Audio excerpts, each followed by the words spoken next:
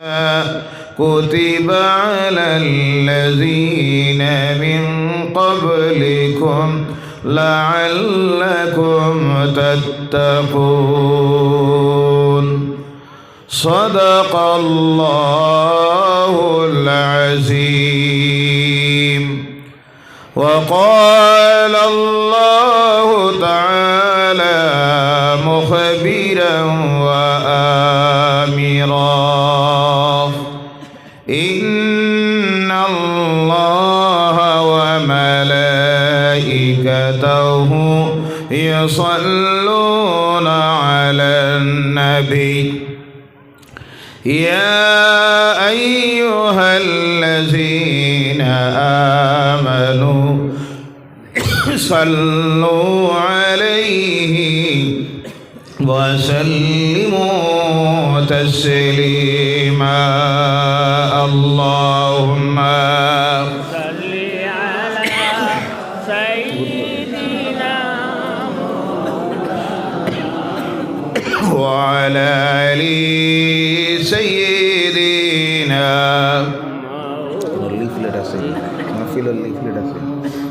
اللهم صل على سيدنا مولانا محمد وعلى آل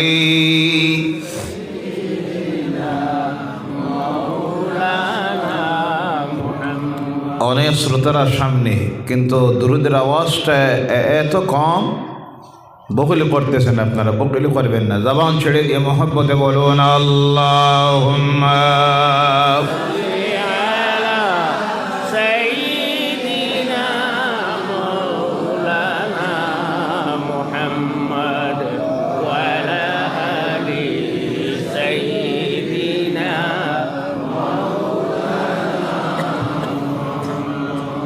اللهم صل على سيدنا مولانا محمد وعلى آله سيدنا مولانا محمد. عربের তরে মক্কার শহরে মায়ামিনার গর যেথায় আল্লাহর করুণা কৌসর হয়ে সেথায় ঝরছে বারংবার. আল্লাহুম্মা سيدنا مولانا محمد وعلى آل سيدنا مولانا محمد. मुझे कुछ मिले या ना मिले मोहम्मद मिले यानी वह शय जिसे अल्लाह मिले बलगल उला बिकमालिही कशफ दुजा बिजमालिही हसनत जमीअ वसालिही. একটু একটু চাপিয়ে আসুন, একটু সামনের দিকে চাপিয়ে আসুন, পিছনে যারা একটু সামনের দিকে আসার চেষ্টা করুন, মহব্বতে আল্লাহর নামের জিকির করুন সুবহানাল্লাহ ওয়ালহামদুলিল্লাহ ওয়া লা ইলাহা ইল্লাল্লাহ সুবহানাল্লাহ ওয়ালহামদুলিল্লাহ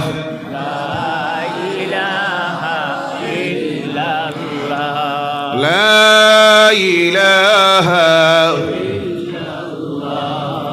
لا إله إلا الله محمد رسول الله সাল্লাল্লাহু আলাইহি ওয়াসাল্লাম। সবাই ঠিক আছে? জাগার নাম रंगावटी अमरुजली और खलासा। रंगावटी अमरुजली और खलासा।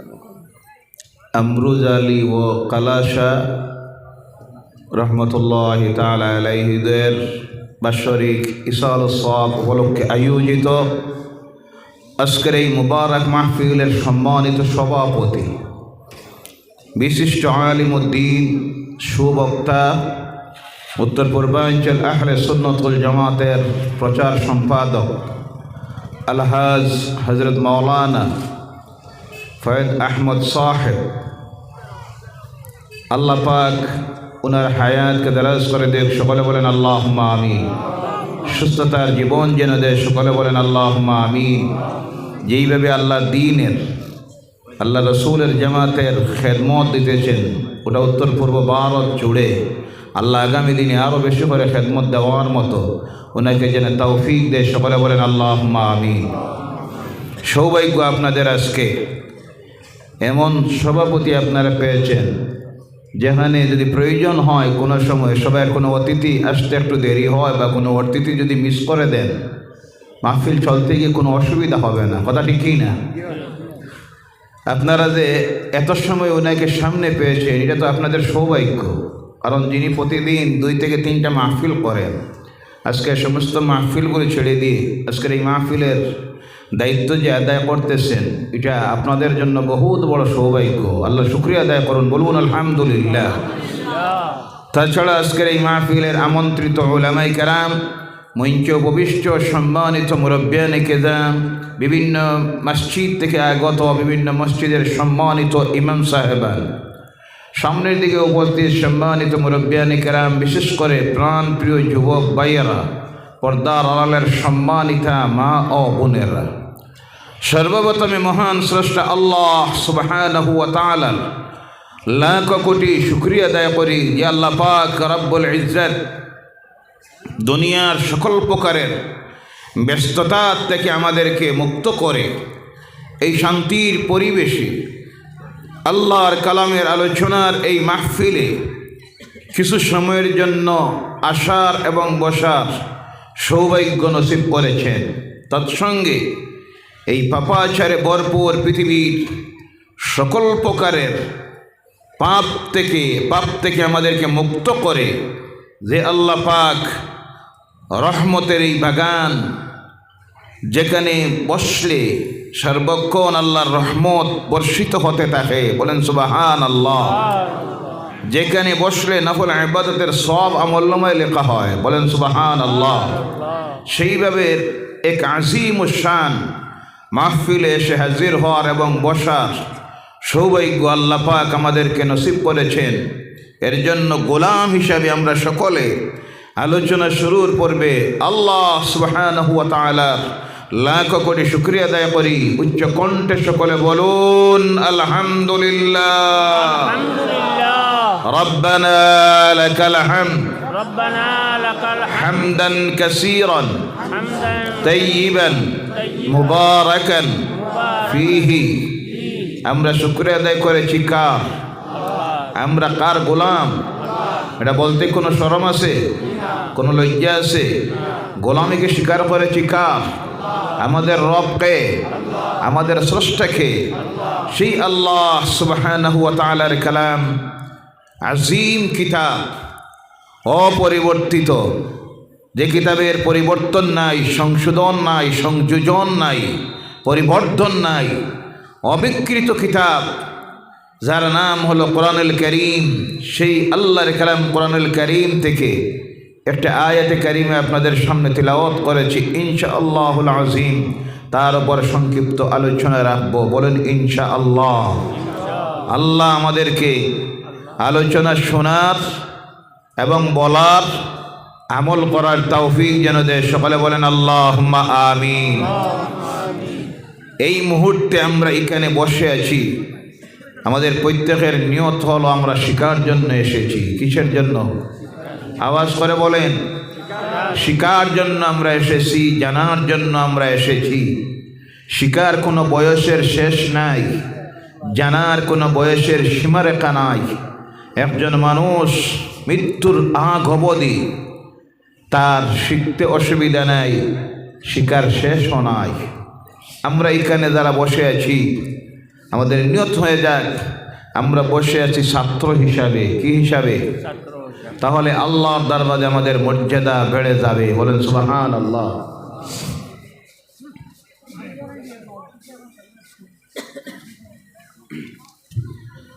ভাইরা আমার, আল্লাহর কোন বান্দা বান্দি যখন আল্লাহর কালাম কোরআনুল কারীম থেকে জ্ঞান অর্জনের নিয়তে, আল্লাহর দ্বীনের জ্ঞান অর্জনের নিয়তে তার ঘর থেকে যখন বাইর হয়ে যায়, আল্লাহর দ্বীনের রাস্তায় জিহাদের ময়দানে রওনা হলে যে সব হয়, আল্লাহ সেই ব্যক্তি যখন ঘর থেকে বাইর হয়ে যায় জ্ঞান অর্জনের নিয়তে সমান মর্যাদা সমান সব আল্লাহ পাকে দিয়ে দেন। সুবহানাল্লাহ। আপনারা ঘর থেকে যখন বাইর হয়েছেন জ্ঞান অর্জনের নিয়তে, শিখার নিয়তে, জানার নিয়তে, আল্লাহ সেই মর্যাদা আপনাকে আমাকে দিয়ে দিয়েছেন। বলেন সুবহানাল্লাহ। আল্লাহর এখানে হয়েছে কি? এখান থেকে আপনারা এখানে আওয়াজ করবেন, এখানে সরে যান। এই মুহূর্তে আমরা যে বসে আছি যারা আল্লাহর কালাম থেকে জ্ঞান অর্জনের নিয়তে, এই মুহূর্তে আল্লাহ রাব্বুল আলামিনের সৃষ্টির কুল মাখলুক আল্লাহর কাছে আমাদের জন্য মাগফিরাতের দোয়া করতেছে। বলো সুবহানাল্লাহ। আর জোরে বলেন সুবহানাল্লাহ। বসে আছি আমরা, ভাবতেছি সাধারণ একটা মাহফিলে বসে আছি, নিষেধের পার উপরে সাপিয়ানা, কিন্তু এই মাহফিলের মর্যাদা আল্লাহর কাছে কতটুক হয়ে গেছে। আল্লাহর সৃষ্টির কুল মাখলুক আপনার আমার জন্য আল্লাহর কাছে দোয়া করতেছে। তরুলতা গাছপালা, চন্দ্র সূর্য নক্ষত্র রাজি যা কিছু আছে, ছোট্ট থেকে ছোট্ট একটা পিপিলিকা যা চোখ দিয়ে দেখতে অনেক সময় অসুবিধা হয়, ওই ছোট্ট থেকে ছোট্ট পিপিলিকার থেকে শুরু করে আল্লাহর সৃষ্টির সমস্ত মাখলুক আল্লাহর কাছে দোয়া করতেছে। আল্লাহ এই মুহূর্তে যারা দুনিয়ার সব কিছু বলে গিয়ে ছেড়ে দিয়ে তোমার কালামের জ্ঞান অর্জনের জন্য বসে আছে, আল্লাহ তাদের জীবনের সমস্ত গুনাহগুলি তুমি মাফ করে দাও। সুবহানাল্লাহ নাই? আর জোরে বলেন সুবহানাল্লাহ। ও আমার ভাইরা, এইভাবে একটা মাহফিলে এসে বসা সৌভাগ্যের বিষয়। প্রত্যেকের দ্বারা এটা নসিব হয় না। আল্লাহ যে আমাদেরকে সেই সৌভাগ্য নসিব করেছেন, এর জন্য আবারও আল্লাহর শুকরিয়া আদায় করি। বলুন আলহামদুলিল্লাহ। ভাইরা আমার,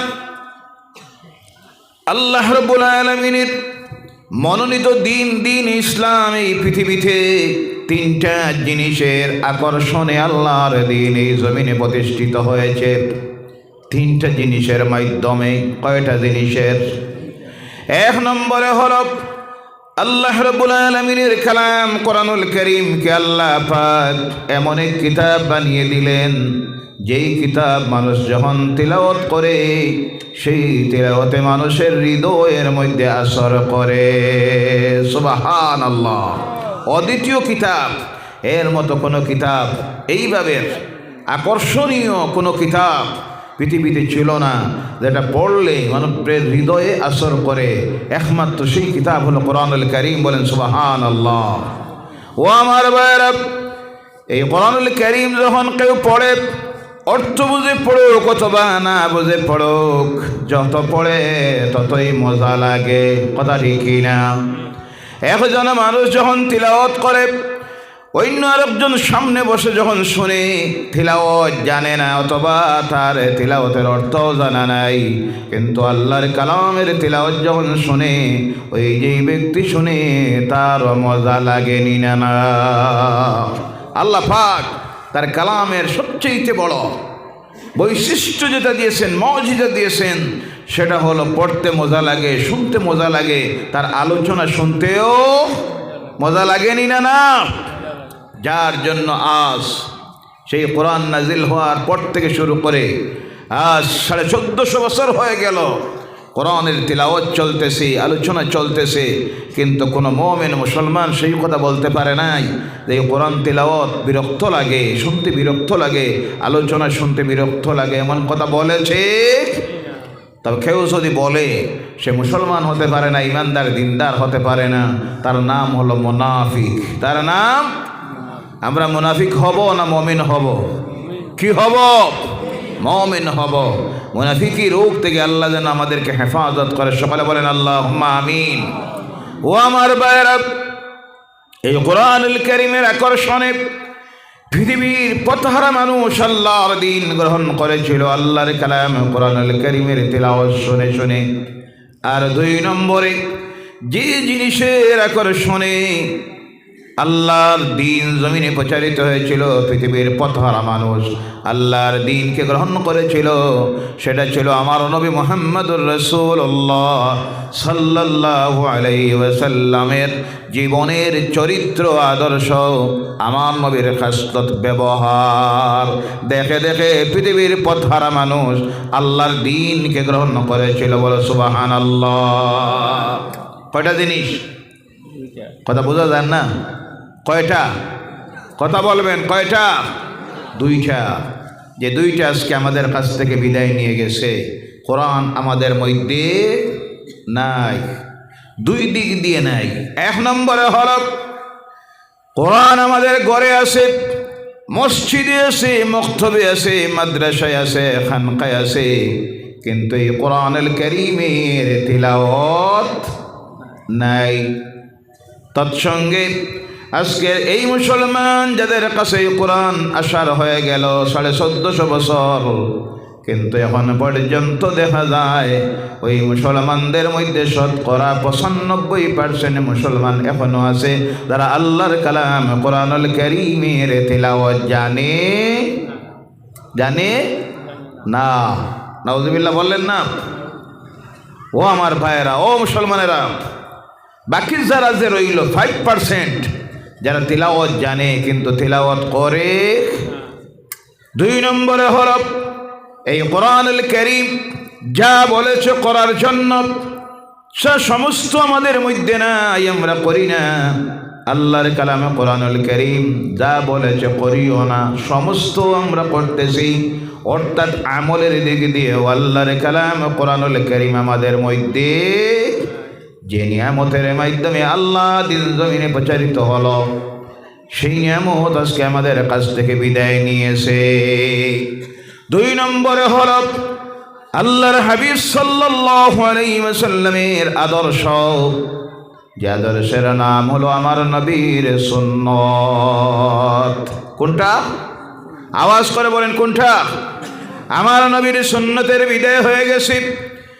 তার উদাহরণ যদি আমি দিই, অনেক সময় দেই, ছোটবেলা আমরা যখন বাল্যবেলায় আমরা দেখতাম, ওই কথা মনে আগেও বলেছি, আজকে আবার বলছি, আমরা দেখতাম ছোটবেলায় যখন শুক্রবারের দিন আসত, বা এলাকায় কোনো ওয়াজের মাহফিল হতো, অথবা শবে বরাতের রাত্রি, শবে কদরের রাত্রি, রমজানের মাসের দিন, ঈদের দিন, পাড়া প্রতিবেশীতে গ্রামের মধ্যে যখন কোনো বিবাহ শাদীর মাহফিল হতো, অথবা শিরনির অনুষ্ঠান হতো, মাহফিল হতো, আমাদের মায়েরা যখন আমাদেরকে ঘর থেকে বিদায় দিতেন, আমাদের মাথার মধ্যে একটা টুপি দিয়ে বিদায় দিতেন। কথা ঠিক কিনা? জোরে বলেন। কথা বুঝতে অসুবিধা হয় নাকি আপনাদের? যাইতা কি না কত সময় থাকতা?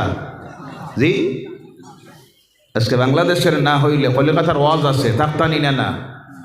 জি, কথা বলেন না কেন আপনারা? থাকতা? তাহলে কথা বলবেন কিছু, আল্লাহর ওয়াস্তে কথা বলবেন, আল্লাহ যেন কথা বলার মতো ইমানি শক্তি দেয়। সকলে বলেন আল্লাহুম্মা আমিন।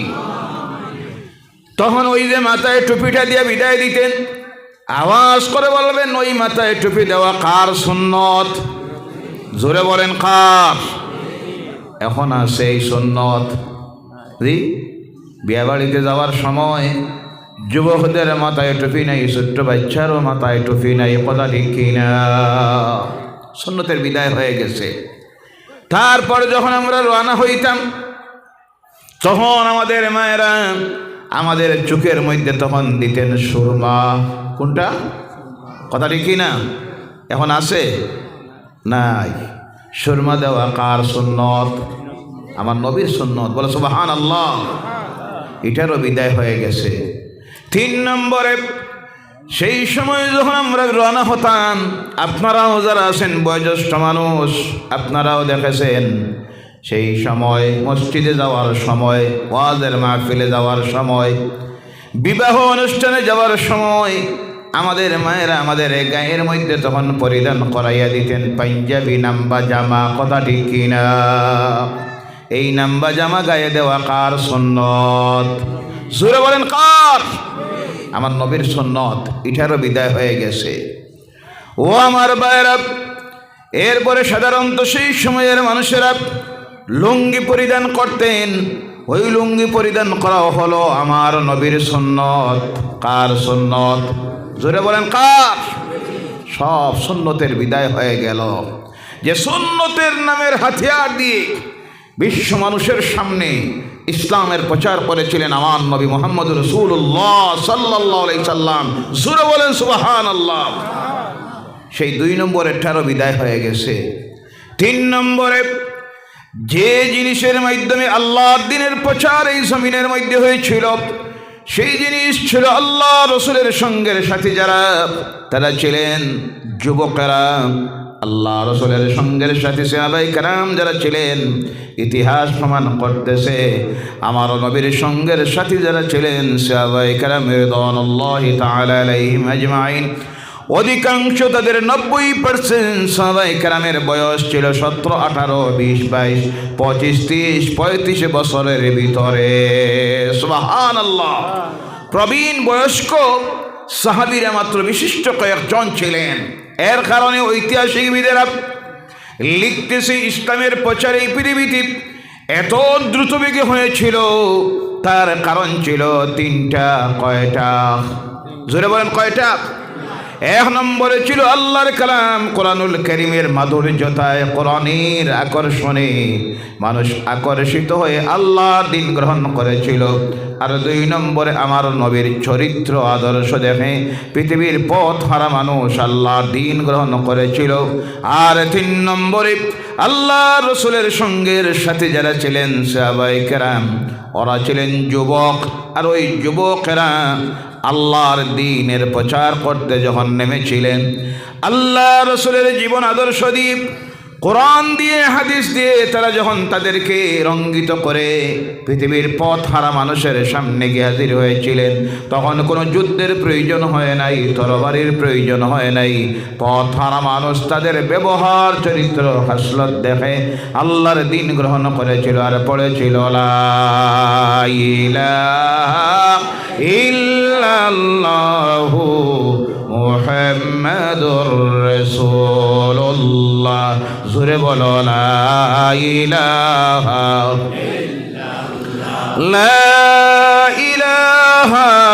ইল্লাল্লাহু মুহাম্মাদুর রাসূলুল্লাহ সাল্লাল্লাহু আলাইহি ওয়াসাল্লাম।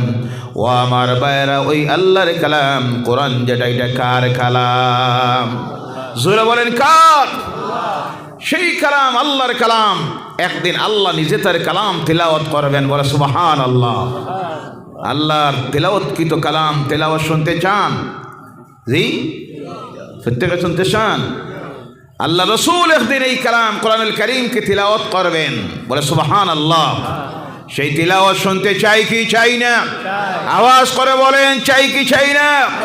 সেই তিলাওয়াত এই দুনিয়ার কোথায় নয়, সেই দিন আল্লাহ পাক তিলাওয়াত করবেন, তার রাসূল তিলাওয়াত করবেন যে জায়গায়, সেই জায়গার নাম হলো আল্লাহর জান্নাত। সুবহানাল্লাহ বলেন। কোন জায়গায়? বেহেশতে। কোন জায়গায়? আল্লাহর তিলাওয়াত যদি শুনতে হয়, তার রাসূলের নূরানী জবান মুবারক থেকে যদি আল্লাহর কালাম তিলাওয়াত শুনতে চান, তাহলে ও আমার ভাইরা যেতে হবে আল্লাহর জান্নাতে। আর ওই জান্নাতে যেতে হলে 1 নম্বরে যে আমল তৈরি করতে হবে, সেই আমলের নাম হলো নামাজ। জোরে বলে সুবহানাল্লাহ। বেহেশতে যেতে হলে 1 নম্বরে কোন আমল তৈরি করতে হবে? আওয়াজ করে বলেন কোন আমল? কারা কারা বেহেশতে যেতে চান একটাবার হাত উঠান আর বলেন নারায়ে তাকবীর। আর জোরে বলেন নারায়ে তাকবীর, নারায়ে রিসালাত। হাত তোলা অবস্থায় বলেন, আয় আল্লাহ, আজ থেকে 5 ওয়াক্তের নামাজ পড়ব। আয় আল্লাহ, এই ওয়াদার উপরে আমল করার তৌফিক দিও। বলেন আল্লাহুম্মা আমিন। হাত নামান। আজ থেকে আমরা নামাজ পড়ব কয় ওয়াক্তের? জোরে বলেন, কয় ওয়াক্তের? আল্লাহ পাক 5 ওয়াক্তের নামাজি যেন আমাদেরকে বানাইয়া দেন। বলেন আল্লাহুম্মা আমিন। ও আমার ভাইয়েরা, জেনে রাখবেন, ও মুসলমানেরা, আল্লাহর জান্নাতে যদি যেতে হয় 1 নম্বরে যে আমল তৈরি করতে হবে তার নাম হলো নামাজ। নামাজ বাদ দিয়ে দুনিয়ার কোনো ইবাদত দিয়ে আমল দিয়ে আল্লাহর জান্নাতে যাওয়া সম্ভব হবে? নামাজ যদি আপনার আমলনামার মধ্যে থাকে, বাকি যত আমল আপনি করবেন সেই আমল আল্লাহর দরবারে গ্রহণযোগ্য হয়ে যাবে।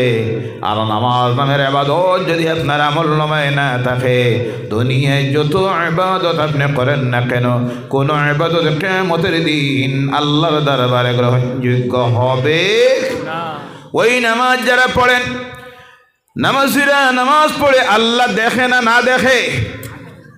জি, আপনারা নামাজ পড়েন, আল্লাহ দেখে না, না দেখে?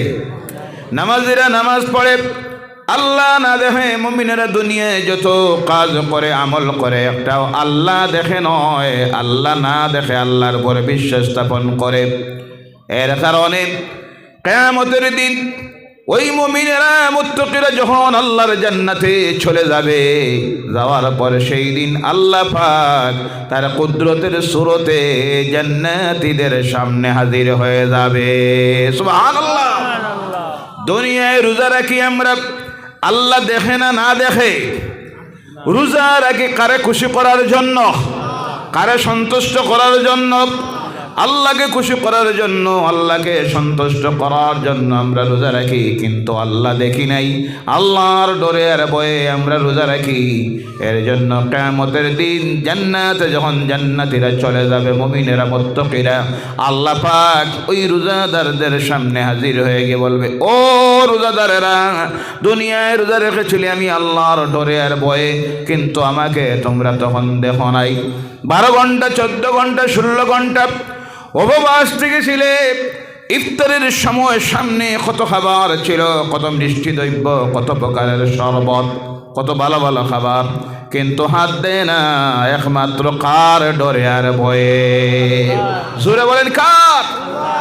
আল্লাহর ডরে আর ভয়ে সেই দিন হাত দেওয়া নাই। আমি আল্লাহকে সন্তুষ্ট করার জন্য 1 ফোঁটা পানি পর্যন্ত ভিতরে দিলা না। আজকে সেই আল্লাহ তোমাদের সামনে হাজির হয়ে গেলাম। সুবহানাল্লাহ। এর কারণে আল্লাহ রাসূল সাল্লাল্লাহু আলাইহি সাল্লাম বলছেন, রোজাদারের জন্য 2টা খুশির মুহূর্ত। কয়টা? রোজাদারের জন্য 2টা খুশির মুহূর্ত। একটা হলো ইজা আফতারা, যখন ইফতার করে। কোন সময়? কোন সময়? যারা রোজা রাখে যখন ইফতার সামগ্রী নিয়ে সামনে বসে আর ওই ইফতারের দিকে তাকায়, কিন্তু মুখের মধ্যে দেয় না আল্লাহর ডরে আর ভয়ে। এরপরে যখন ওই ইফতার করে রোজাদারেরা, ওই রোজাদারের ইফতারে যে মজা, যে খুশি, সেই খুশি যারা রোজা রাখে না তাদের ইফতারে আসে। কথা বলেন, সেই মজা আসে? রোজাদারের নালিশাকে যে মজা, কাঁচা লঙ্কায় যে মজা, যে রোজা রাখছে না তার এই মজা আসে? কথা বলে। রোজাদারের পানিতে যে মজা, যে রোজা রাখলো না তার সেই মজা নাই, তার সেই খুশি নাই। এর জন্য হাদিস শরীফের মধ্যে আসতেছে, রোজাদারের 1 নম্বরের খুশি হলো ইফতারের সময়। সুবহানাল্লাহ। ও আমার ভাইয়েরা, মুসলমানেরা, সেই সময়টা হলো একটা সময় দোয়া কবুলিয়তের সময়। কিসের সময়? দোয়া কবুলিয়তের সময়। ইফতার সামগ্রী সামনে নিয়ে কেউ যখন বসে যখন আল্লাহ দরবারে হাত তুলে, আল্লাহ সেই সময়ের দোয়া ফিরাইয়া দেন। সুবহানাল্লাহ। আমরা তো দোয়া করা দূরের কথা, কিছু মানুষ আসে ইফতারের সময় দেখবেন আপনি দৌড়াইতে আছে, জি সময় নাই, সারা বছর ব্যস্ততা আর ব্যস্ততা, রমজানের মাসেও ব্যস্ততা, ইফতারের সময়ও ব্যস্ততা। ইফতারের সময় হয়ে গেছে, অনেকে দেখবেন রাস্তায় দাঁড়াইয়া ইফতার করতেছে, আসে না? নাই?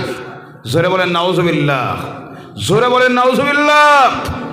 দৌড়িতে আসে, মসজিদে আজান হচ্ছে, দোয়া করার মতো অবকাশ নাই, চিন্তাই নাই, ইফতারের দোয়াটা পড়তেছে না, অন্য দোয়া তো করা দূরের কথা।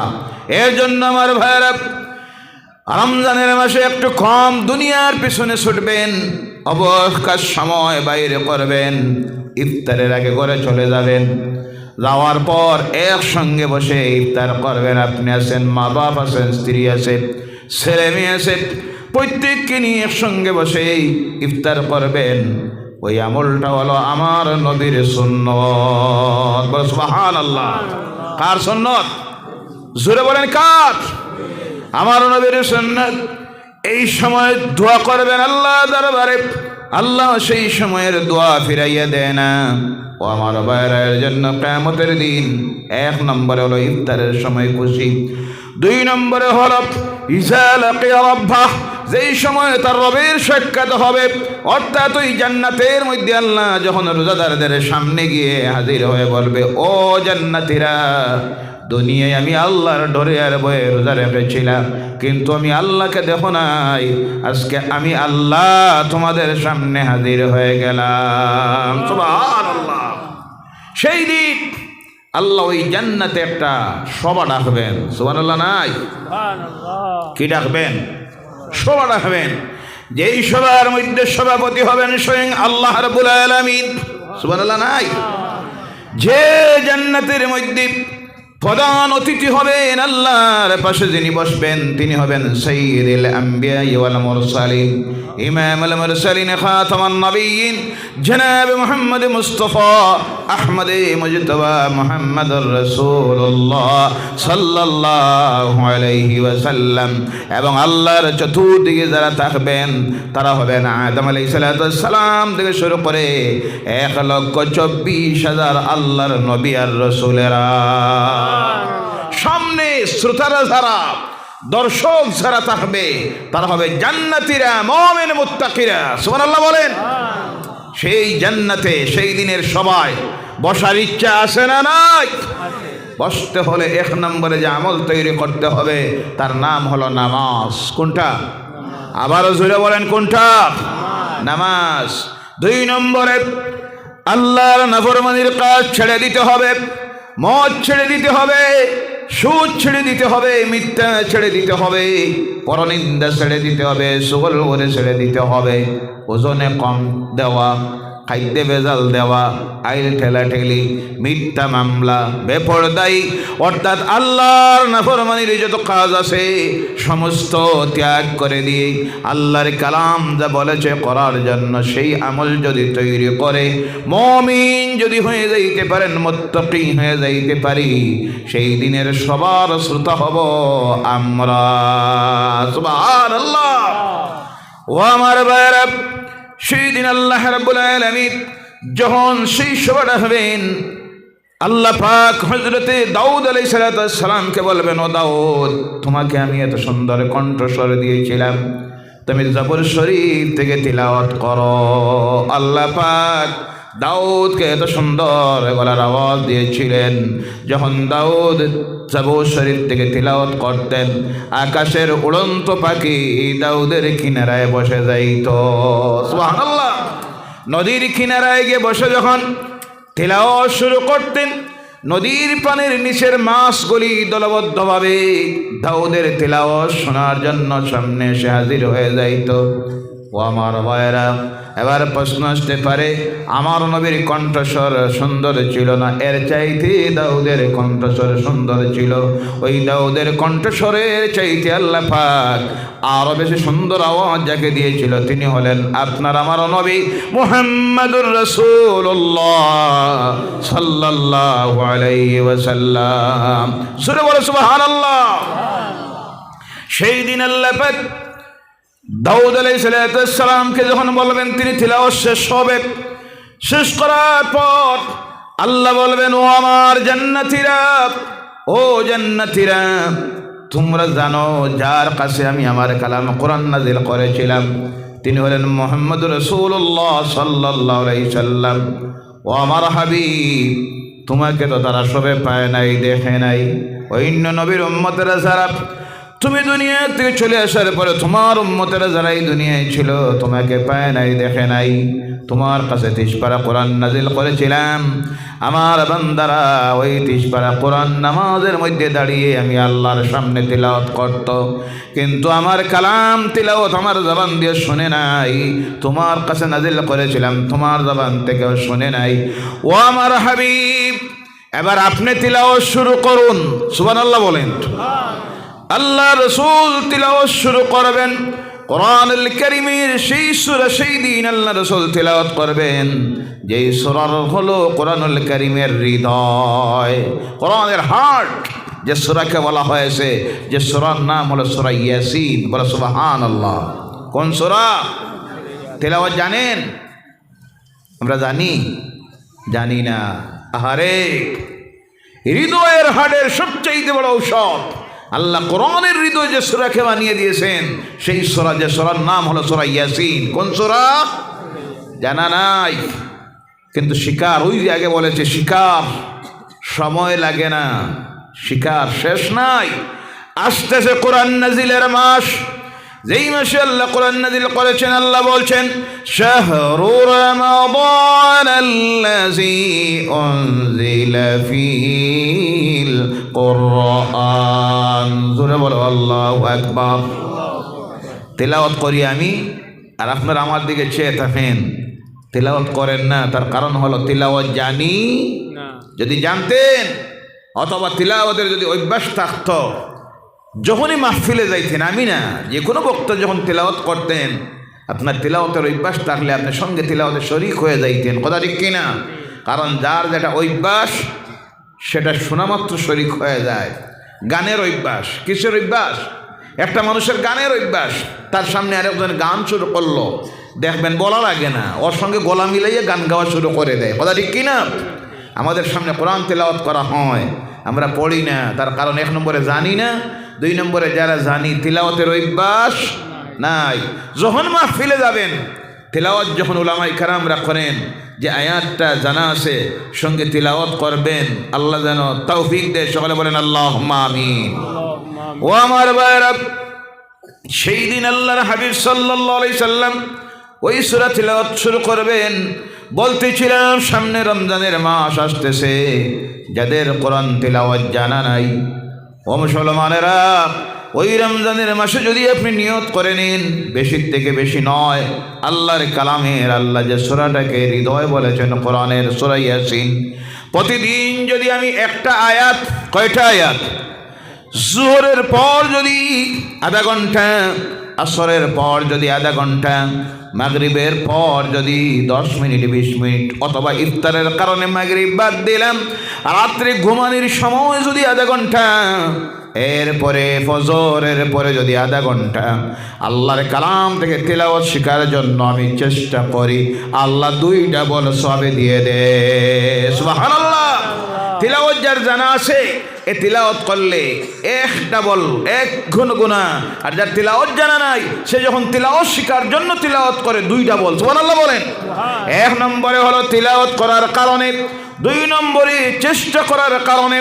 চেষ্টা করবেন রমজানের প্রতিদিন সূরা ইয়াসিন থেকে যদি 2টা আয়াত, আরবি আপনার জানা নাই, বাংলায় কোরআন আছে, ইংরেজি আছে, চেষ্টা করুন শিকার পরে কোনো কারি সাহেবের সামনে অথবা হাফিজ সাহেবের সামনে গিয়ে ইমাম সাহেবের সামনে তিলাওয়াত শোনাইবেন। কিছু যদি বলতো এটাকে তিনি শুদ্ধ করে দিবেন। এই রমজানে যদি এই নিয়ত করে নেন, সূরা ইয়াসিন মুখস্থ করে নিব, ইনশাআল্লাহ 30 দিনে একটা সূরা মুখস্থ করা সম্ভব আছে না নাই? আল্লাহ যেন তৌফিক দেয়। সকলে বলেন আল্লাহুম্মা আমিন। আগামী রমজানে যদি চেষ্টা করেন যে সূরা রহমান, কোন সূরা? সূরা রহমান বেশি না, ওই সূরাটাকে আমি কণ্ঠস্থ করব, মুখস্থ করব। প্রতিদিন যদি 2টা আয়াত আপনি তিলাওয়াত শুরু করে দেন, চেষ্টা করেন মুখস্থ করে নেন, আর 1 রমজানে মুখস্থ হয়ে যাবে সূরা রহমান। আল্লাহ রাব্বুল আলামিন সেই দিন তার হাবিবকে বলবেন, ও আমার হাবিব, আপনি তিলাওয়াত করুন। সেই দিন আল্লাহর হাবিব জান্নাতীদের সামনে তিলাওয়াত শুরু করবেন, বিসমিল্লাহির রাহমানির রাহিম, ইয়াসিন ওয়াল কুরআনিল হাকীম, ইন্নাকা লামিনাল মুরসালিন। এইভাবে তিলাওয়াত করে করে আল্লাহর হাবিব গোটা সূরাটা তিলাওয়াত যখন করবেন, জান্নাতের এমন পরিবেশ তৈরি হবে, গোটা জান্নাতীদের নয়নের দৃষ্টি চলে যাবে আমার নবীর চেহারার দিকে। বলে সুবহানাল্লাহ। কি সুন্দর চেহারা আল্লাহ তৈরি করেছিল, আকাশের পূর্ণিমার চাঁদ, যার চেহারার সৌন্দর্যতার কাছে হার মানাইতে। বলে সুবহানাল্লাহ। যে নবীর চেহারার দিকে চেয়ে পৃথিবীর অগণিত মানুষ আল্লাহ দ্বীনকে কবুল করেছিল। বলেন সুবহানাল্লাহ। প্রশ্ন আসতে পারে, ইউসুফের সৌন্দর্যতা বেশি ছিল না আমার নবীর সৌন্দর্যতা বেশি ছিল? কার? মা আয়েশা সিদ্দিকা রাদিয়াল্লাহু তাআলা আনহা আল্লাহ রাসূলের কাছে প্রশ্ন করেন, ইয়া রাসূলুল্লাহ সাল্লাল্লাহু আলাইহি সাল্লাম, আপনার সৌন্দর্যতা বেশি না ইউসুফের সৌন্দর্যতা বেশি ছিল? আল্লাহর রাসূল বলেন, আয়েশা রে, মিশরের মহিলারা ইউসুফের সৌন্দর্যতায় মুগ্ধ হয়ে হাতের আঙ্গুল কেটেছিল, আর আমার সৌন্দর্যতায় মুগ্ধ হয়ে আমার সাহাবীরা তাদের গর্দনা কেটেছিল, কল্লা কেটেছিল, টের পায় নাই। সুরে বলো সুবহানাল্লাহ। সেই নবীকে দেখতে চাই কি চাই না? আওয়াজ করে বলেন, সেই নবীকে দেখতে চাই কি চাই না? নবীকে দেখতে হলে নবীর আশিক হতে হবে, নবীর মহব্বত অন্তরে জায়গা দিতে হবে। নবীর মহব্বত স্লোগানে হয় না, নবীর মহব্বতের দাবিতে হয় না, নবীর মহব্বতের পরিচয় দিতে হয়। নবীর সুন্নতের উপর আমল করে। কিসের উপরে আমল করে? আজ থেকে সেই নবীর সুন্নতের উপর বেশি বেশি করে আমল করব। রাজি আছেন? এই নবীর সঙ্গে জান্নাতে যাইতে চাই কি চাই না? যেতে হলে আমার নবী বলছেন, মান আহাব্বা সুন্নতি ফাকাদ আহাব্বানি ওয়া মান আহাব্বানি কানা মাইয়া ফিল জান্নাহ। যারা আমাকে ভালোবাসলো তারা আমার সুন্নতকে ভালোবাসলো, যারা আমার সুন্নতের উপর বেশি বেশি করে আমল করলো তারা আমার সঙ্গে মহব্বত স্থাপন করলো, আর যারা আমার সঙ্গে মহব্বত স্থাপন করবে তারাই আমার সঙ্গে আল্লাহর জান্নাতে চলে যাবে। সুবহানাল্লাহ। ও আমার ভাইয়েরা, আবার বলুন, এই টুপি মাথায় দেওয়া কার সুন্নত? জোরে বলেন, কার? আজ থেকে মাথায় দিবেন, যুবকেরা তরুণীরা দিবেন। রাজি আছেন? কিন্তু অসুবিধা আছে, বিবাহ হয় নাই, আপনি এই টুপি মাথায় দিলেন, আর অনেকে কইব না এই ছেলেটার সঙ্গে আমার মেয়েটা বিবাহ দিব না, ছেলেটা দেখতে দেখতে মূল্য লাগে। জি, এই চরিত্রের মানুষ আছে না নাই? দাড়ি রাখবেন, এই দাড়ি রাখা কার সুন্নত? জোরে বলেন, কার? কিন্তু রাখলে অসুবিধা আছে না নাই? জি আছে। এক নম্বরে অসুবিধা হলো, বিবাহ যদি না হয়ে থাকে, ওই দাড়ি দেখে পাত্র দেখতে যখন খেওয়াইল, আমার পরে গল্পকে যখন করবে, এমনও যুবতীরা আছে দাড়িওয়ালা ছেলেদেরকে তারা পছন্দ করে। আছে না নাই? আরে ও আমার ভাইরা, এই দাড়ি রাখলে আরেকটা অসুবিধা আছে। রাস্তাঘাটে আপনি যখন চলবেন, শহরে চলবেন, কিছু মানুষ আছে ওই দাড়িওয়ালা মানুষ দেখার পরে তারা ভাবে এগুলি হলো মৌলবাদী। কি বাদী? মৌলবাদী, কট্টরপন্থী, সন্ত্রাসবাদী। বলেন নাউজুবিল্লাহ। দাড়ি রাখা কার সুন্নত? দাড়ি সন্ত্রাসীদের পরিচয় নয়, দাড়ি রাখলে মৌলবাদী হয় না, দাড়ি রাখলে গুড়াপন্থী হয় না, কট্টরপন্থী হয় না। দাড়ি রাখা হলো আমার নবীর সুন্নত। কিন্তু আমার ভাইয়েরা, এই কিছু সমালোচনা হওয়ার কারণে, কেউ আমাকে অপছন্দ করার কারণে আমি আমার নবীর সুন্নতকে ছাড়তে পারবো না। যতই সমালোচনা হোক, যতই নফরত করুক, এই সুন্নত রাখলে, আমল করলে মহব্বত বাড়ে কার সঙ্গে? নবীর সঙ্গে। কার সঙ্গে? ও আমার ভাইরা, বলতেছিলাম সেই দিন আল্লাহর হাবিবের যখন তিলাওয়াত শেষ হবে, আল্লাহ পাক বলবেন, ও আমার জান্নাতি বান্দারা, ও মুমিনেরা, মুত্তাকিরা, দুনিয়ায় আমি আল্লাহকে দেখো না, আমি আল্লাহর প্রতি বিশ্বাস স্থাপন করে আমি আল্লাহর ডরে আর ভয়ে দুনিয়ায় আমার জান্নাতে পাওয়ার জন্য ও জান্নাতীরা তোমাদের জান তোমাদের মাল সব তোমরা বিক্রি করে দিয়েছিলে, আর আমি আল্লাহ বলেছিলাম এর বিনিময়ে দিব জান্নাত। কোনটা? আমার আল্লাহ বলছেন, ইন্নাল্লাহা ইশতারা মিনাল মুমিনিনা আনফুসাহুম ওয়া আমওয়ালাহুম বিআন্না লাহুমুল জান্নাহ। আল্লাহ পাক রব্বুল আলামিন মুমিনদের জান মাল খরিদ করে নিয়েছেন, বিনিময়ে তাদেরকে দিবেন জান্নাত। কোনটা? আল্লাহ সেই দিন বলবেন, তোমাদের জান দিয়েছিলে, মাল দিয়েছিলে, রক্ত দিয়েছিলে, সময় দিয়েছিলে, সারা রাত্রি বসে বসে আমার কালামের আলোচনা শুনেছিলে, আমি আল্লাহকে সন্তুষ্ট করে আমার জান্নাত পাওয়ার জন্য ও জান্নাতীরা জান্নাতে এসেছো। সেই দিন আমি আল্লাহকে দেখো নাই, নামাজের সাজদা দিয়েছিলি, ঠান্ডার রাত্রিতে নামাজ পড়েছিলি, তাহাজ্জুদে পড়েছিলি, ফজরের সময় ঠান্ডায় ওযু করেছিলি, আমার কুদরতের কদমে লুটিয়ে পড়েছিলে, কিন্তু আমি আল্লাহকে তোমরা দেখো নাই। আজকে আমি আল্লাহ আমার কুদরতের সুরতে ও জান্নাতীরা তোমাদের সামনে হাজির হয়ে গেলাম। সুবহানাল্লাহ। সেই দিন ওই আল্লাহর দিদার যখন নসিব হবে, এর চাইতে খুশির আর মুহূর্ত দুনিয়া আখিরাতের জীবনে নাই। বলে সুবহানাল্লাহ।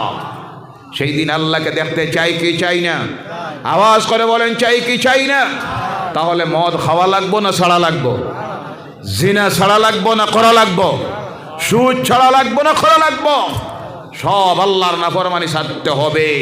সেই দিন আল্লাহ জান্নাতীদের সামনে বলবেন, ও জান্নাতীরা, আমার কালাম তোমরা আমার সামনে তিলাওয়াত করেছিলে দুনিয়ায়, আমাকে সন্তুষ্ট করার জন্য নামাজে দাঁড়িয়ে তাহাজ্জুদে দাঁড়িয়ে তিলাওয়াত করেছিলে, আজকে আর তোমরা তিলাওয়াত করতে হবে না, আমি আল্লাহ নিজে আমার কালাম তিলাওয়াত করব।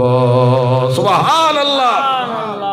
সেই দিন আল্লাহ পাক তিলাওয়াত শুরু করবেন, বিসমিল্লাহির রহমানির রহিম, আনার রহমান আল্লামাল কুরআন খালাকাল ইনসান আল্লামাহুল বায়ান। এইভাবে আল্লাহ তিলাওয়াত করে করে গীত তার এক একটা নিয়ামতের কথা তিনি নিজে উল্লেখ করবেন, আর তিলাওয়াত যখন করতে থাকবেন, ফাবিআইয়ি আলাই রাব্বিকুমা তুকাজ্জিবান। জোরে বলো আল্লাহু আকবার। আল্লাহু আকবার। গোটা জান্নাতীদের অবস্থা এমন হয়ে যাবে, হুর গিলমানেরা ভাববে এই জান্নাতীরা আর আমাদের দিকে ফিরে তাকাবে না, ফেরেশতারা স্তব্ধ হয়ে যাবে। ওই জান্নাতীদের দৃষ্টিতে চলে গেছে দুইটা দিকে, একদিকে আল্লাহর দিকে আর তার রাসূলের দিকে। সুবহানাল্লাহ। ও আমার ভাইরা, বলতেছিলাম আল্লাহর কালামের রেকর্ড শুনে আল্লাহ দিনের প্রচার হয়েছে এই পৃথিবীতে, তার প্রমাণ দেখেন। আল্লাহ রাসূলের আদর্শ দেখে দুনিয়ার মানুষ ইসলাম দিন আল্লাহর দিন গ্রহণ করল। মক্কায় হজের সময় এসেছে, সব সময় তারা মক্কায় হজ করত বিভিন্ন পদ্ধতিতে, ইসলামের নিয়ম রীতি মেনে নয়। কোনো সময় এমন অবস্থায় বর্বরতার মধ্যে গিয়ে পৌঁছেছিল, আল্লাহর ঘরের ভিতরে 360টা দেবতা ঢুকাইয়া দিয়েছিল। নাউযুবিল্লাহ বলেন। গোমরাহির রাস্তায় এত ঢুকিয়েছিল, 360টা গোত্র ছিল মক্কায়, প্রতিটা গোত্রের এক একটা ভগবান বানাইয়া দিয়ে আল্লাহর ঘরের ভিতরে নিয়ে ঢুকাইয়া দিয়েছিল। নোংরাহিতে এত নিম্নে নেমেছিল, নারী পুরুষেরা উলঙ্গ হয়ে একসঙ্গে আল্লাহর ঘরের চতুর্দিকে ঘুরত, তওয়াফ করত। নাউযুবিল্লাহ। হজের মৌসুম এসেছে, আবু জেহেল দেখলো আমার ভাতিজার গলার আওয়াজ এত সুন্দর, এত সুন্দর সুন্দর কথা বলে, পৃথিবীর বিভিন্ন প্রান্ত থেকে মানুষ আসতেছে, আমার ভাতিজার যদি কথাগুলি শুনে আর চেহারা দেখে বাপদাদার ধর্ম ছেড়ে দিবে। বলো নাউযুবিল্লাহ। মক্কার প্রতিটি রাস্তায় থিমাতায় চৌমাথায় মানুষ দাঁড় পড়াইয়া দিছে, যারা আসবে যেদিক থেকে প্রত্যেকের কাছে বলে দিও মক্কায় নতুন একটা জাদুকর বাইর হয়েছে। নাউজুবিল্লাহ বলেন। নাউজুবিল্লাহ। একজন পাগল বাইর হয়েছে, এর কিনারায় কেউ যায় না। আল্লাহর হেকমত কেমন দেখেন, আল্লাহ তার দিনের প্রচার যখন করাইতে চায়, আল্লাহর দিনের দুশ্মন দিয়াও আল্লাহ তার দিনের প্রচার করাইয়া দে। সুবহানাল্লাহ। আল্লাহ যখন কাউকে বাঁচাইতে চায় তার দুশ্মন দিয়াও জমিনে বাঁচায়। কথা ঠিক কিনা? যেমন ফেরাউন চেষ্টা করেছিল মূসাকে জমিন থেকে বিদায় করে দেওয়ার জন্য, আর আমার আল্লাহর ইচ্ছা হলো ফেরাউন রে, যারে মারার জন্য তুই 50,000 নিরপরাধ শিশুকে হত্যা করেছ, সেই মূসাকে আমি তোর ঘরে আনিয়ে লালন পালন করাইমু। বলো সুবহানাল্লাহ। করাইছে নি না? করাইছে। আল্লাহর দ্বারা সম্ভব আছে না নাই? আল্লাহ যদি কাউকে বাঁচাইতে চায়, দুনিয়ার কোন শক্তি তাদেরকে মারার ক্ষমতা নাই। আল্লাহ যদি মারার ইচ্ছা করে দেয়, ফয়সালা নিয়ে নে, দুনিয়ার কোন শক্তির বাঁচানির ক্ষমতা নাই। আর এই মুমিনদেরকে এই দুনিয়ায় বাঁচানির দায়িত্ব কার? জোরে বলেন কার? মুমিনের বাঁচার রাস্তা বাহির করে দেন কে? মুমিনদের রিজেকের ব্যবস্থা করে দেন কে? মুমিন হতে হবে। কি হতে হবে? মুমিন হতে হবে। শুধু নামের মুসলমান হলে হবে? মুমিন হয়ে যান। বাঁচার রাস্তা আপনার বাহির করে দেওয়া আমার আল্লাহর জাতের জন্য ওয়াজিব হয়ে যায়। বলে সুবহানাল্লাহ। এর জন্য আল্লাহ বলছেন, وَمَن يَتَّقِ اللَّهَ يَجْعَل لَّهُ مَخْرَجًا وَيَرْزُقْهُ مِنْ حَيْثُ لَا يَحْتَسِبُ। জোরে বলো আল্লাহু আকবার। মুমিনদের বাঁচার রাস্তা বাহির করে দেন আল্লাহ পাক, আর তাদের রিজেকের ব্যবস্থা আল্লাহ করে দেন এমন জায়গা থেকে যেটা তাদের কল্পনার ভিতরেই ছিল না। মুমিন হয়ে যান, মুমিন হয়ে যান। এই দুনিয়ায় কোনো চিন্তা থাকবে, খাবারেরও চিন্তা করতে হবে না, বাসারও চিন্তা করতে হবে না। আমাদের রিজেকের মালিক কে? বাসানির মালিক কে? জোরে বলবেন হায়াতের মালিক কে? ও আমার ভাইয়েরা, এবার আল্লাহ রাসূল সাল্লাল্লাহু আলাইহি ওয়াসাল্লাম নিজের ঘরের আব্বার ঘরের আব্দুল্লাহ রাদিয়াল্লাহু তাআলা আনহুর ঘরের বারান্দায় বসে তিলাওয়াত করতেছেন।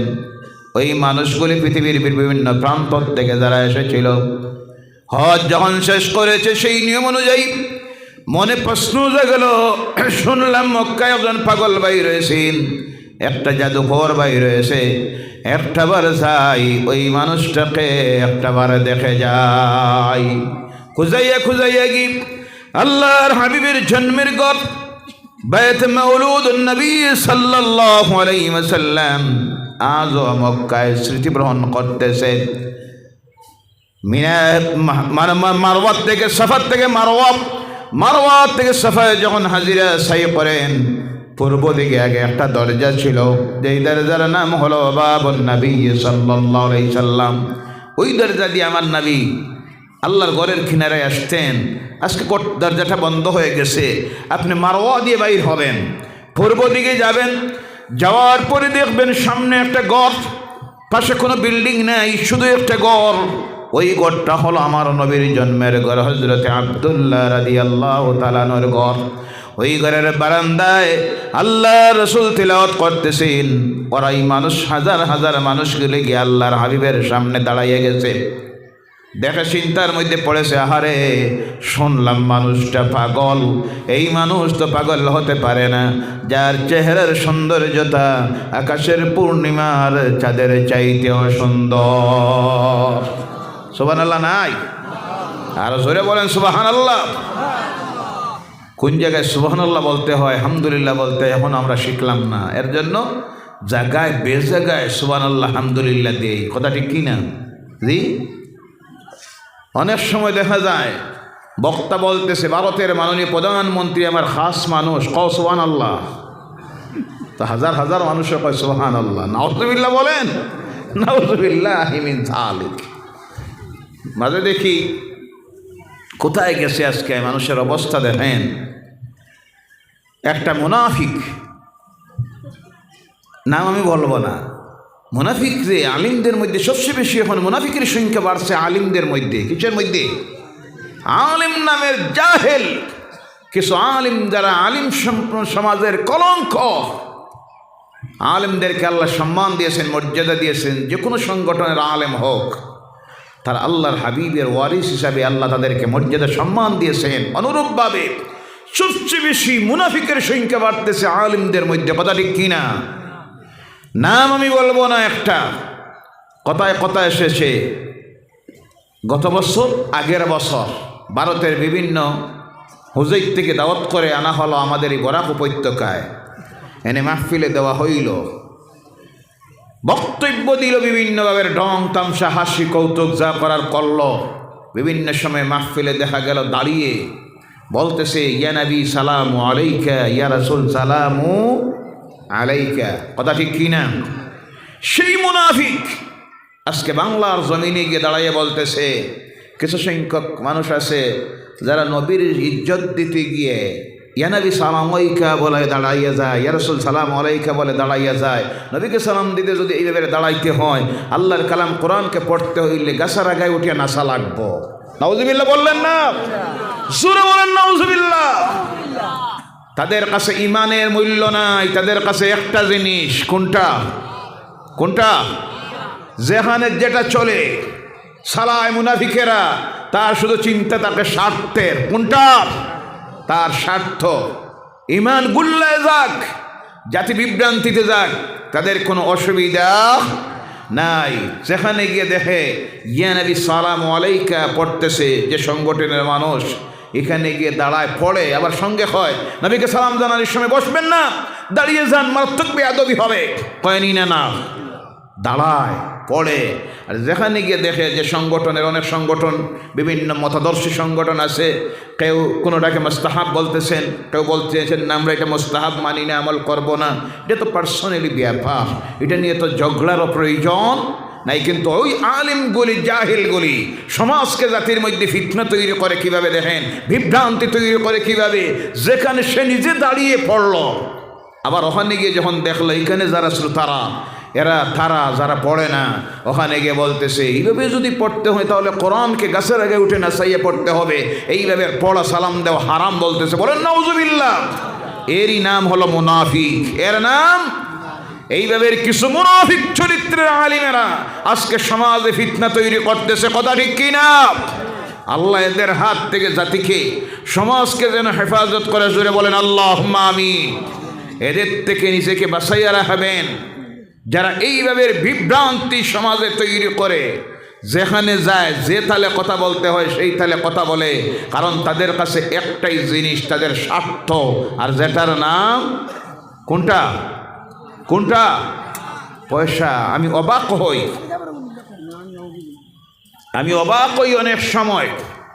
বাংলাদেশ লক্ষ লক্ষ আলিম ওলামাদের দেশ, পীর বুজুর্গদের দেশ, গ্রহণযোগ্য মুহাক্কিক হাজার হাজার উলামায়ে কেরাম, কিন্তু ওই জায়গায় দেখা যায় কিছু মানুষ আছে বন্ড, অন্ধভক্ত, জাহিলেরা এইভাবে নাট্যকারদেরকে দাওয়াত দিয়ে নিয়ে মাহফিলে মঞ্চে উঠাইতেছে। আসে না? নাই। অন্ধভক্তদের সংখ্যা আজকে বাড়তেছে, যে বাড়ার কারণে কোন জায়গায় কী শব্দ লাগাইতে হয় এটাও জানে না। এখন তো সব আল্লামা।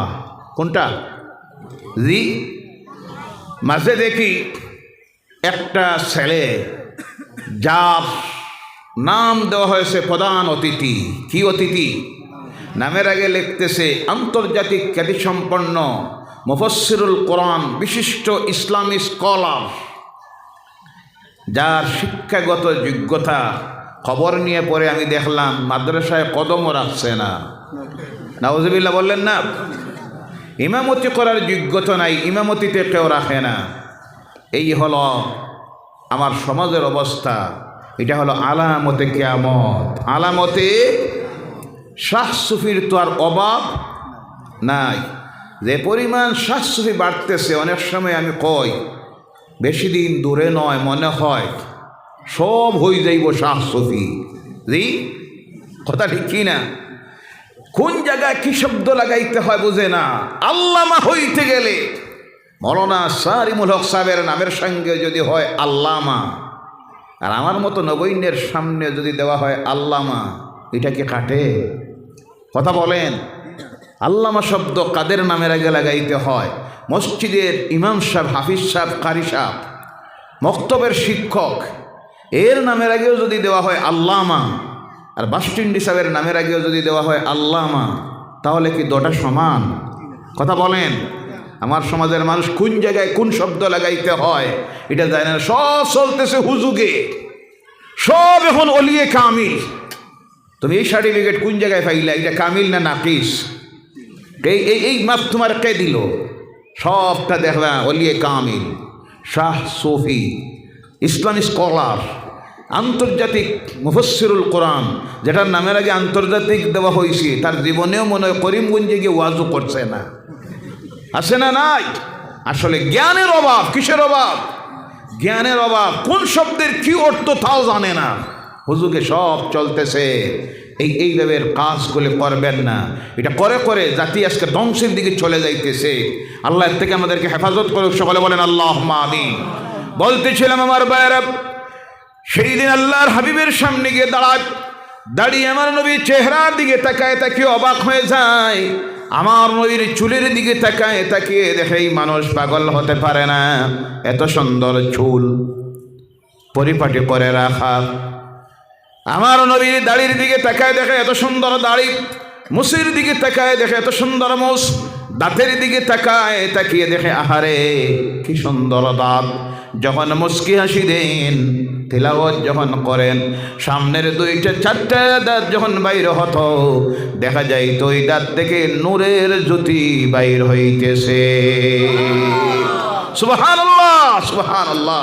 গায়ের কাপড়ের দিকে তাকায় দেখে অবাক হয়ে যায়, এই মানুষ পাগল হতে পারে না। এত সুন্দর কাপড়। আমার নবী রঙের মধ্যে সবচেয়ে বেশি পছন্দ করতেন সাদা রং। কোনটা? তার কারণ হলো সাদা রঙের জামা যদি হয়, ময়লা লাগা মাত্র দেখা যায়, তাড়াতাড়ি পরিষ্কার করা যায়। তবে অন্য কালার কেউ পছন্দ করতেন, কিন্তু বেশি আমার নবী পছন্দ করতেন সাদা রং। এর কারণে যখন কেউ মারা যায়, কাপড়টা দেওয়া হয় কোন রঙের? সাদা রঙের। বেশিরভাগ সাদা রঙের কাপড় ব্যবহার করবেন।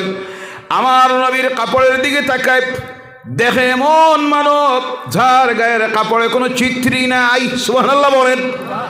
যে রাস্তা দিয়ে হাঁটতেন, এমন হতো সপ্তাহে দিনের পর সাহাবায়ে কেরাম যখন এই রাস্তা দিয়ে যাইতেন, বুঝতে আর অসুবিধা হতো না ওই রাস্তা দিয়ে আমার নবী হেঁটেছেন। সপ্তাহ দিন পর পর্যন্ত ওই রাস্তা দিয়ে মিশকে আম্বরের ঘ্রাণ আসতো। সুবহানাল্লাহ। সেই নবীর উম্মত আমরা। সেই নবীর, যে নবীর কাপড় দেখে অবাক হইত, বুঝতো নি আল্লাহর নবী। আজকে সেই নবীর উম্মতের অবস্থা সবচেয়ে অপবিত্র যারা থাকে আজকে তারা মুসলমান।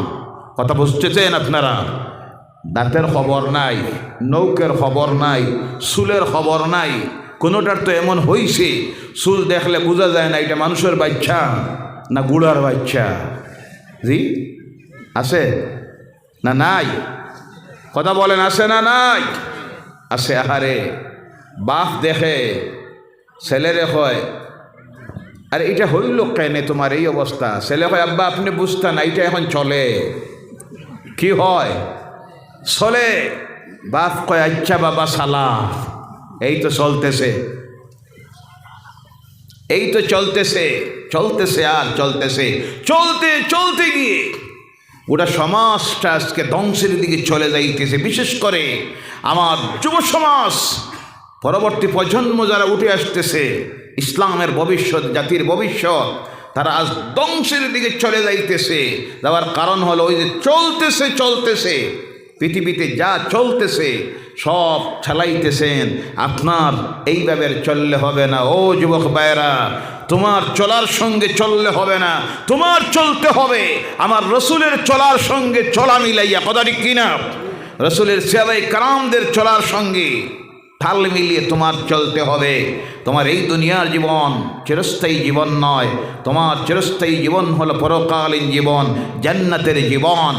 আমার রসুলের চেহারার দিকে তাকায় অবাক হয়ে যায়, আহারে মানুষ কি এত পরিষ্কার পরিচ্ছন্ন হতে পারে? আজকে পরিষ্কার পরিচ্ছন্নতা বলতে বিদায় নিয়েছে আমাদের কাছ থেকে।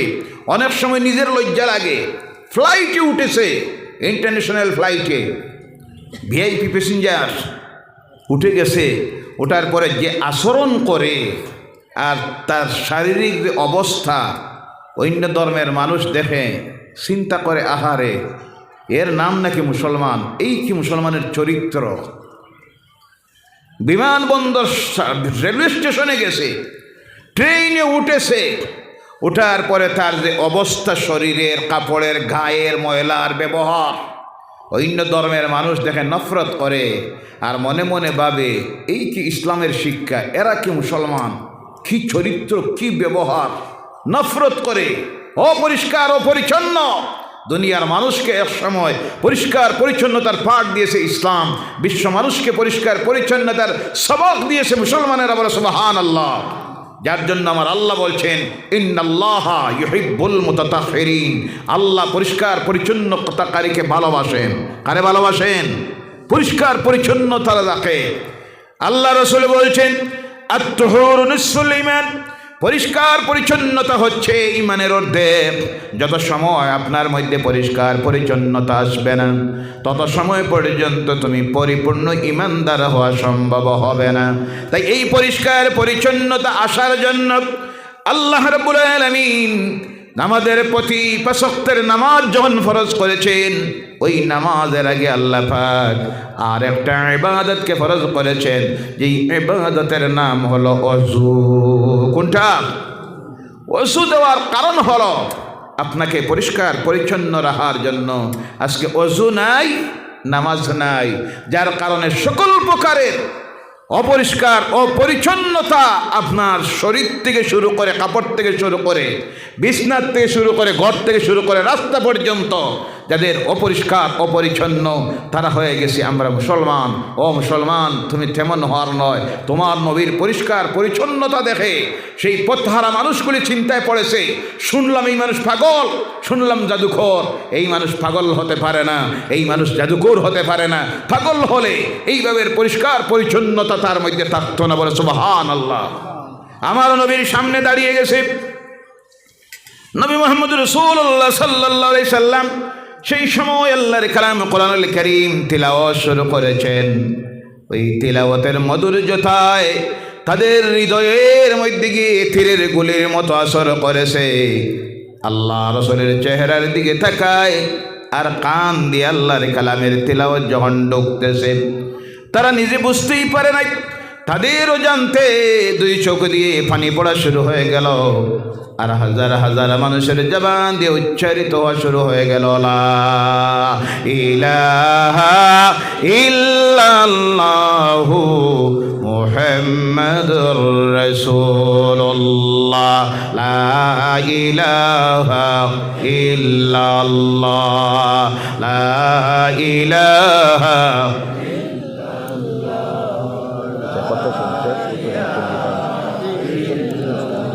লা ইলাহা ইল্লাল্লাহু মুহাম্মাদুর রাসূলুল্লাহ সাল্লাল্লাহু আলাইহি সাল্লাম। কয়টা জিনিস? 2টা। কয়টা? আল্লাহর কালামের আকর্ষণ আর আমার নবীর চরিত্র, আদর্শ, ব্যবহার দেখে আল্লাহ দিন গ্রহণ করলো। 3 নম্বরে ছিল রসুলের সঙ্গের সাথী যারা ছিলেন, তারা ছিলেন যুবক সাহাবীরা। তাদের চালচলন, ব্যবহার, খাসলত দেখে যেখানে গিয়েছেন ইসলামের মশাল নিয়ে, ইসলামের ঝান্ডা নিয়ে, কোনো যুদ্ধের প্রয়োজন হয় নাই। দিনের দাওয়াত নিয়ে যখন পৌঁছেছেন, তাদের চরিত্র, ব্যবহার, খাসলত দেখে পৃথিবীর পথহারা মানুষ আল্লাহর দ্বীনকে গ্রহণ করেছে। তার অগণিত প্রমাণ তাফসীরে, হাদিসে, ইতিহাসে আছে, বলেন সুবহানাল্লাহ। আজকে আমার সেই সমাজ যুবক ভাইয়েরা বিভিন্ন জায়গায় যায়, গেলে পরে দেখা যায় মাহফিল দিতেছেন যুবক ভাইয়েরা। এটা একটা শুভ লক্ষণ, বলেন সুবহানাল্লাহ। মাহফিলে যখন সামনের দিকে দেখি 80% যুবকেরা মাহফিলে রাত্রি 12টা-1টা পর্যন্ত বসে থাকে। কথা ঠিক কি না? এটা একটা শুভ লক্ষণ। কিন্তু আফসোস লাগে, দুঃখ লাগে, তখন মাহফিলেও দেখা যায়, ওয়াজ কোরআনই তো দেখা যায়, মসজিদে গিয়ে যখন ঢুকি দেখি আমার যুবক ভাইয়েরা নাই। এটাই হলো সবচেয়ে বড় দুঃখের বিষয়।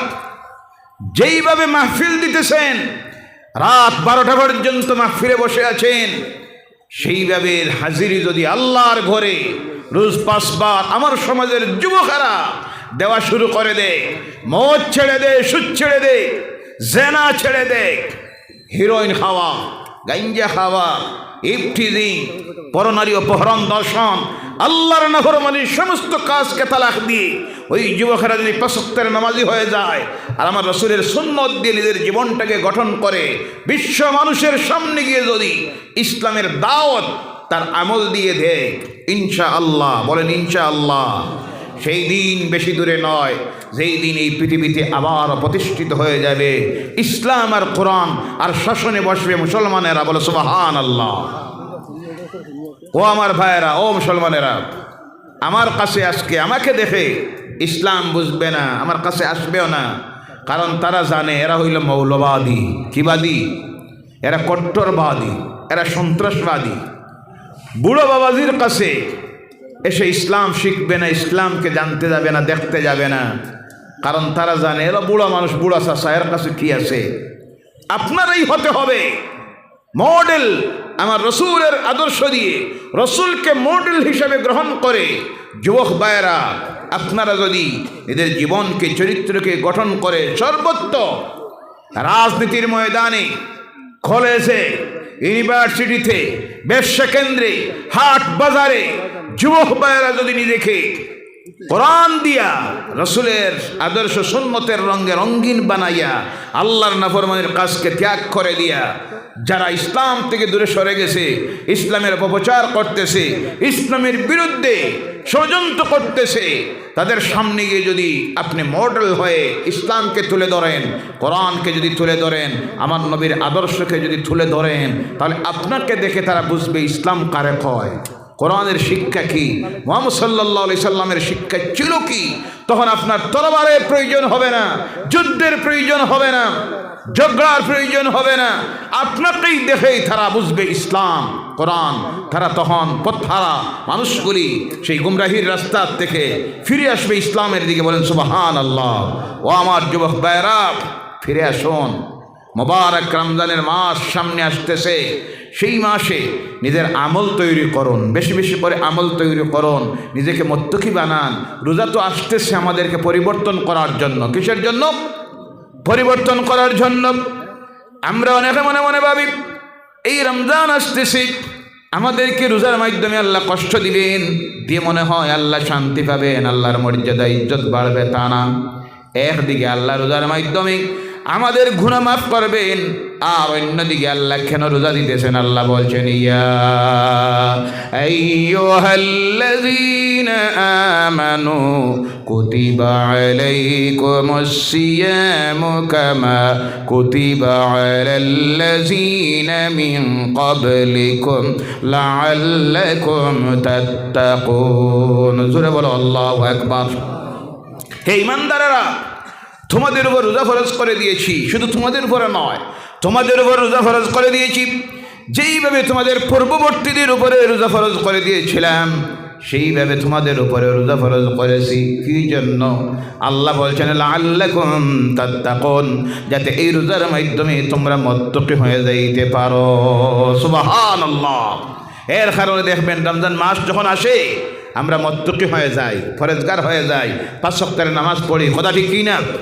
5 ওয়াক্তের নামাজ পড়ি, রোজা রাখি, কোরআন তেলাওয়াত করি, জিকির আজকার করি, মদ ছেড়ে দেই, সুদ ছেড়ে দেই, গান বাজনা ছেড়ে দেই, মিথ্যা কথা ছেড়ে দেই, আল্লাহর নাফরমানির সমস্ত কিছু ছেড়ে দিয়ে আমরা মুত্তাকি হয়ে যাই। কিন্তু সবচাইতে বড় অবাক হতে হয়, দুঃখ লাগে, ওই যে মুত্তাকি হলাম, রমজান যখন চলে যায় আবার দেখা যায় ওই মুত্তাকি আর থাকি না, আল্লাহর নাফরমান হয়ে যায়। কথা ঠিক কি না? এলাও নামাজি আছে রমজানের, সারা মাস 5 ওয়াক্তের নামাজ পড়েছে জামাতে, রোজাও রেখেছে, তিলাওয়াত করেছে, কিন্তু ঈদের দিনের ফজরের নামাজ থেকে নামাজ বাদ দেয়। আছে না নাই? জি, কথা বলেন ভাইয়েরা আমার। আল্লাহ রাব্বুল আলামিন আবার দেখবেন অনেক আছে ঈদের দিনে ঈদগাহের মধ্যে যায়, গিয়ে 2 রাকাত ঈদের নামাজ পড়ে আর পড়ে যখন বাইর হয়ে আসে ঈদগার গেটের বাইরে আসার পরে মনে মনে বলে, আল্লাহ আজ থেকে নামাজ বাদ দিলাম। আছে না নাই? কয় আল্লাহ এই যে পকেটে তোকে ঢুকাইলাম, হায়াতে তুমি যদি থাকো আর আমি থাকি, ইনশাআল্লাহ আগামী রমজানে দেখা হবে। নাউজুবিল্লাহ বললেন না? আছে না নাই? রোজা আসলো, আপনাকে পরিবর্তন করতে পারলো না, মুত্তাকি বানাইতে পারলো না, তাতে প্রমাণিত হলো ওই রোজা আপনার কোনো কাজে লাগে, আপনাকে পরিবর্তন করতে পারলো না। রোজা আসতেছে আমাদেরকে মুত্তাকি বানানোর জন্য, পরিবর্তন করার জন্য। তাই রমজান মাসে যে আমল তৈরি করবেন, সেই আমল যদি রমজানের পরে আপনার মধ্যে থাকে, তাহলে বুঝে নেবেন আপনার রোজা ইবাদত সব আল্লাহর দরবারে কবুল হয়েছে। আর ঈদের পরে যদি দেখা যায় আপনাকে আগের অবস্থায় ফিরাইয়া নিয়ে গেছে, তাহলে বুঝতে হবে রোজা আপনার কোনো কাজে লাগে নাই। আপনার সেই রোজা ইফতার চেহরিও আল্লাহর দরবারে কবুল হয়। কবুলিয়তের প্রমাণ হলো রমজানের পরে, রমজান মাসে যে অবস্থা আপনার হয়েছিল, সেই অবস্থায় যদি ঈদের পরেও আপনি থাকেন, তাহলে বুঝতে হবে রোজা আল্লাহর দরবারে কবুল হয়ে গেছে, আপনাকে চিরদিনের জন্য মুত্তাকি বানাইয়া দিয়েছে আল্লাহ পাক। রমজানে যে অবস্থা আমাদের তৈরি হয় মসজিদে, সর্বত্র, হাটে বাজারে, সেই অবস্থা যেন রমজানের পরেও থাকে। আল্লাহ এইভাবে মুত্তাকি হওয়া রোজার মাধ্যমে আমাদেরকে যেন তৌফিক দেয়। সকলে বলেন আল্লাহুম্মা আমিন। সম্মানিত আজকের মাহফিলের সভাপতি ভাই, তিনি বলতেছেন আপনাদের কাছে একটা অনুরোধ রাখার জন্য, মাহফিলের জন্য না কোনটার লাগে, মাহফিলের জন্য। আপনারা অনেক সাহায্য সহযোগিতাও দিয়েছেন। আল্লাহর ওয়াস্তে উঠবেন না, ধৈর্য ধরে আপনারা বসবেন। মাহফিল নির্ধারিত সময় পর্যন্ত চলবে ইনশাআল্লাহ। রাত্রে কয়টা? রাত্রি 12টা পর্যন্ত মাহফিল চলবে ইনশাআল্লাহ। আপনারা থাকবা? জি, সকলে বলেন ইনশাআল্লাহ। এত সুন্দর পরিবেশ আল্লাহ তৈরি করে দিয়েছেন। ঠান্ডাও লাগতেছে, গরম, ঠান্ডাও নাই, গরমও নাই, কুয়াশাও নাই। এত সুন্দর পরিবেশ আল্লাহ তৈরি করে দিয়েছেন। নির্ধারিত সময় পর্যন্ত আপনারা থাকবেন ইনশাআল্লাহ। বলেন ইনশাআল্লাহ। মাহফিল পরিচালনা কমিটি লক্ষ টাকা খরচ করেছে। তাদের ফান্ডে একটু অসুবিধা আছে, এখনও কম আছে, খরচ বেশি, জমা কম। আপনাদের কাছে তারা চাইতেছেন যে যতটুকু পারেন উঠবেন না, যার স্বইচ্ছায় 100, 500, 1000 করে, 10 টাকা 20 টাকা করে প্রত্যেকে এই মোবারক ইসাল সাহাবের রুসের মাহফিলে যাতে শরিক হইতে পারেন, তারা এই অনুরোধটা রাখতেছেন। আপনারা প্রত্যেকে শরিক হওয়ার চেষ্টা করুন। মাত্র 3 মিনিট আমরা আল্লাহ নামের জিকির করব, আর আপনারা যারা দেওয়ার যে ربنا ظلمنا أنفسنا وإن لم تغفر لنا وترحمنا لنكونن من الخاسرين ربنا آتنا في الدنيا حسنة وفي الآخرة حسنة وقنا عذاب النار وادخلنا الجنة مع الأبرار برحمتك يا عزيز يا غفار يا رب العالمين ربنا ولا تحملنا ما لا طاقة لنا به واعف عنا واغفر لنا وارحمنا أنت مولانا فانصرنا على القوم الكافرين أي الله এই মুবারক শাবানুল মুআজ্জমের মাসের আজকের এই রাত্রিতে আল্লাহ ইসাল সাবের মাহফিল, উরুসের মাহফিলে আমরা গুনাহগারেরা হাজির হয়ে দিন থেকে শুরু করে গভীর রাত্রি পর্যন্ত এই প্যান্ডেলে আল্লাহ তোমার কালাম থেকে যে আলোচনা করা হলো, তোমার হাবিবের হাদিস থেকে যে আলোচনা করা হলো, তুমি মাবুদের নামের জিকির করেছি, মদিনার হাবিবের নূরানি রওজা মুবারকের উদ্দেশ্যে সালাত ও সালাম পেশ করেছি। আয় আল্লাহ, এই মাহফিলের আয়োজন করতে গিয়ে তোমার বান্দারা বান্দিরা শত শত হাজার হাজার টাকা পয়সা দিয়েছে। আল্লাহ লক্ষ টাকা খরচ করলো। সকল প্রকারের সাহায্য সহযোগিতা যারা দিল, সুপরামর্শ দিল, আল্লাহ সমস্ত কিছুকে তুমি কবুল আর মঞ্জুর করে নাও। এর সবটুকুন সর্বপ্রথম মদিনার হাবিবের নূরানি রওজা মুবারকে পৌঁছাইয়া দেও আল্লাহ। আল্লাহ সাহাবায়ে কেরাম থেকে শুরু করে শুহাদায়ে কেরাম, আউলিয়ায়ে কেরাম, উলামায়ে কেরাম, উম্মতে মুহাম্মাদির মুমিন মুমিনাত, মুসলিমিন মুসলিমাত যারা অন্ধকার কবর কবরের গাড়ায় চলে গেছেন প্রত্যেকের কবরের সবটুকুন পৌঁছাইয়া দাও। বিশেষ করে আল্লাহ সিলসিলার বুজুর্গানে দিন যারা অন্ধকার কবরের গাড়ায় চলে গেছেন প্রত্যেকের কবরের সবটুকুন পৌঁছাইয়া দাও। আল্লাহ তোমার যে নেক বান্দা দোয়ের আজকের উরুসের মাহফিল সারো সবের মাহফিল, আল্লাহ তাদের কবরে রূহ মুবারকের সব পৌঁছাইয়া দাও। সেই সঙ্গে আল্লাহ আমরা যারা তোমার দরবারে হাত তুলেছি, আমরা গুনাহগার, আমরা সিয়াকার, আমরা বদকার, সারাটা জিন্দেগি তোমার নাফরমানি করেছি আল্লাহ। আয় আল্লাহ গণিত তোমার হাবিবের ওয়ারিসান উলামায়ে কেরামদেরকে সঙ্গে নিয়ে হাত তুলেছি।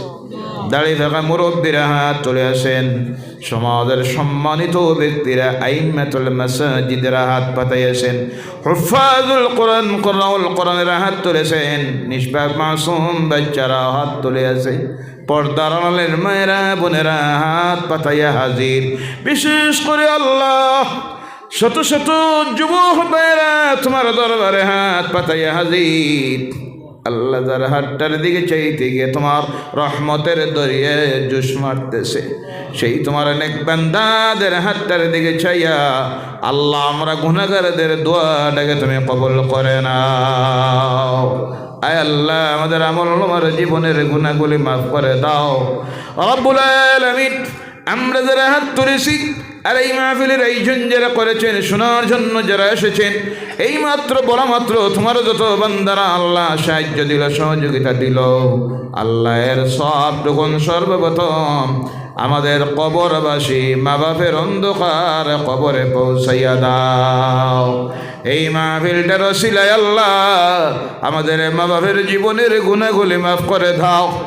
আল্লাহ আমাদের মা বাপের অন্ধকার কবরগুলিকে জান্নাতুল ফিরদৌসের টুকরা বানাইয়া দাও।